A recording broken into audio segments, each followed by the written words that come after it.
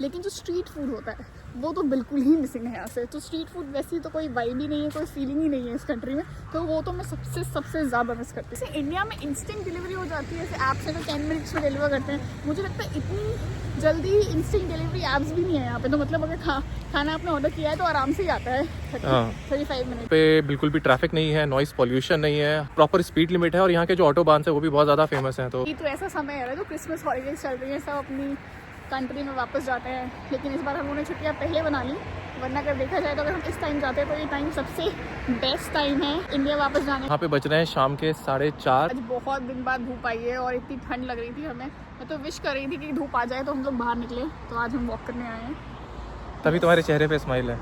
आज सबके चेहरे पे। आई थिंक ये चीज़ है जो सबसे ज़्यादा हम मिस करते हैं, क्योंकि इंडिया में विंटर्स में भी इतनी ठंड नहीं पड़ती जितनी ठंड यहाँ पड़ती है।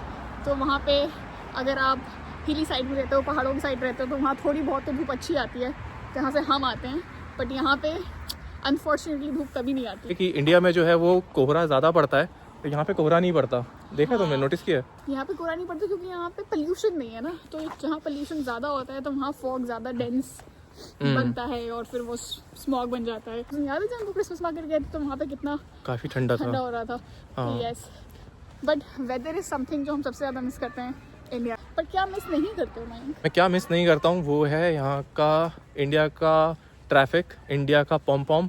आप कहीं भी बाहर जाते हो तो आपको इतना ट्रैफिक यहाँ पे फील नहीं होता है। तो वो एक अच्छी चीज़ है कि यहाँ पे नॉइस फ्री है, नॉइस पोल्यूशन नहीं है, तो ज़्यादा ट्रैफिक नहीं होता है, तो उसकी वजह से बहुत ज़्यादा पोल्यूशन नहीं होता है, काफ़ी साफ एयर है यहाँ की। तुम बताओ, तुम्हें क्या लगता है कि एक चीज़ जो तुम इंडिया की मिस नहीं करती हो? मिस नहीं करती नहीं। वहाँ लोग बिल्कुल भी रूल्स और रेगुलेशन के हिसाब से काम नहीं करते। वहाँ लोग बहुत ही डिसऑर्गेनाइज तरीके से काम करते हैं और उनका काम ऐसा होता है कि बस काम हो जाए करके। बट यहाँ पे मुझे एक अच्छी चीज़ लगती है कि ये लोग रूल्स और रेगुलेशन के हिसाब से काम करते हैं, तो काम अगर स्लो भी होता है लेकिन काम हो जाता है। स्लो है लेकिन हाँ, हर एक चीज़ इनका प्रोसेस के साथ होती है। लेकिन ये बहुत ही फेयर तरीके से सारा काम ऑर्गेनाइज करते हैं। तो इवन पार्किंग, यहाँ पे पार्किंग आप ऐसे कहीं भी पार्क नहीं कर सकते हो, अनलाइक इंडिया आप कहीं भी कर सकते हो। यहाँ पे आपकी पार्किंग फ्लैट्स होना चाहिए, जैसे आप देख सकते हो अपने घरों के सामने यहाँ लोगों की इंडिविजुअली पार्किंग है। आपके अपने घर हैं, उनके आपके सामने अपनी एक पार्किंग प्लेस है जिसका आपको रेंट भी पे करना पड़ता है। तो चीज़ें काफ़ी ऑर्गेनाइज्ड है यहाँ पे। हाँ, हर महीने का आपको पे करना पड़ता है यहाँ पे पार्किंग स्पेस का। इतनी शांति गाइस आपको महसूस होगी शाम के 4:30 बजे, जब सारे बच्चे स्कूल से आ चुके होते हैं, सारे लोग घर पे होते हैं ऑफिस से काम करने के बाद में, और तब भी ऐसा साइलेंस, ऐसा लग रहा है कि मैं या तो किसी वीडियो गेम में चल रहा हूँ, मैं अकेले हेलुसिनेट कर रहा हूँ मैं। तो ये बिल्कुल भी नहीं है। जर्मनी में आपको साइलेंस इतना ज़्यादा मिलेगा, जबकि इतने बड़े बड़े मतलब घर हैं और लोग इतने सारे यहाँ रहते हैं, लेकिन पता ही नहीं चलता लोग रह भी रहेंगे नहीं रह रहे हैं। कितने मतलब पीसफुली रहते हैं लोग बिना चिल्लाए। हमारे यहाँ तो गली गली में इतना शोर शराबा होता है कि लगता है कितने सारे लोग रहते हैं। यहाँ पे आप देख सकते हो किसी ने अपनी लकड़ी काट के रख रखी है हाथ सेकने के लिए। जाड़ों में लोग ऐसे ही करते हैं यहाँ पे फर्नेसेस में या। और ये है यहाँ का पाथवे। ये वॉकिंग लेन है, बीच में आपका कार का लेन है और उस तरफ आपका दूसरी साइड का लेन है। तो काफ़ी ज़्यादा चीज़ें ऑर्गेनाइज्ड हैं यहाँ पे, सिस्टमैटिक तरीके से लोग चीज़ें फॉलो करते हैं। ऐसा नहीं है कि आप कहीं भी वॉक कर सकते हैं या, और अप्रोप्रिएटली यहाँ पे साइंस दे रखे हैं आपके, और ट्रैफिक सिग्नल हर कोई फॉलो करता है। इंडिया का खाना काफ़ी ज़्यादा हम लोग यहाँ पे मिस करते हैं, और आई थिंक इंडिया का खाना is world popular, isn't it? Yes, India का खाना सब कोई पसंद करता है, जर्मन भी बहुत पसंद करते हैं, बट मिस तो हम करते हैं। मिस हम ज़्यादा ये करते हैं कि इंडिया में खाना खुद नहीं बनाना पड़ता और आप आराम से ऑर्डर करके खा सकते हो।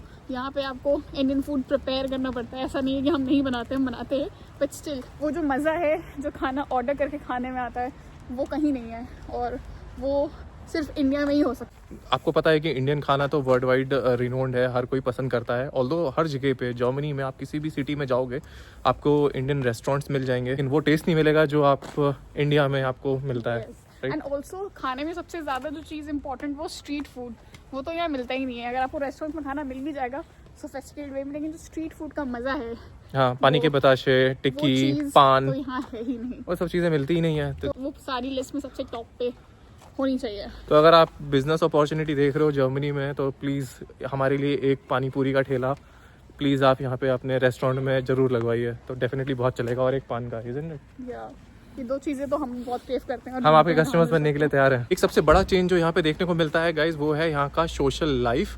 जिस तरीके से हर एक चीज़ अपॉइंटमेंट सिस्टम पे काम करती है, तो अगर आप अपने फैमिली रिलेटिव्स के यहाँ भी जाते हैं, मम्मी पापा से भी मिलने जाते हैं, हाँ स्पेशली फेस्टिवल्स पे या नॉर्मल संडेज पे ये लोग विजिट करते हैं, उसके लिए भी अपॉइंटमेंट चाहिए। हाँ, वो कल्चर हमारे यहाँ नहीं, हम तो कहीं भी मुँह उठा के चले जाते हैं, सरप्राइज दे देते हैं, पर यहाँ पे ये सरप्राइजेस पे वर्क नहीं करते। आप 2 घंटे भी नहीं आओगे, आपके घर से फ़ोन आ जाएगा, 4 गालियाँ पड़ेंगी, लेकिन यहाँ पे ऐसे ही काम करता है अपॉइंटमेंट सिस्टम। वो एक बहुत डिफरेंस मुझे लगा आने के बाद। बहुत ही ज़्यादा मतलब ऑर्गेनाइज वे में कैलेंडर में सारी मीटिंग्स इनवाइट सब सेट करके रखते हैं, पूरा अपना साल का वेकेशन प्लान करके रखते हैं, तो ये लोग बहुत ऑर्गेनाइज वे में काम करते हैं, इवन बहुत प्रैक्टिकल होते हैं अपने फ्रेंड्स एंड फैमिली के साथ। यहाँ पे आपको कोई जज नहीं करता, आप जैसे चाहें वैसे रह सकते हैं और बहुत ही कंफर्टेबल फील कर सकते हैं अपनी ओन स्किन में। अब लोग बहुत ही ज़्यादा इंडिपेंडेंट हैं, लोग हर किसी के पर्सनल लाइफ को, उसके प्रेफरेंसेस को, उसके अटायर को जज नहीं करते हैं। चीज़ें जो मिस करती हूँ उसमें से एक चीज़ है कि मैं अपने फ्रेंड्स और फैमिली के साथ टाइम स्पेंड करना बहुत मिस करती हूँ। यहाँ पे आप घर पे होते हो, आपने काम किया, अपना जॉब किया, जो भी किया, and then you know when you have time,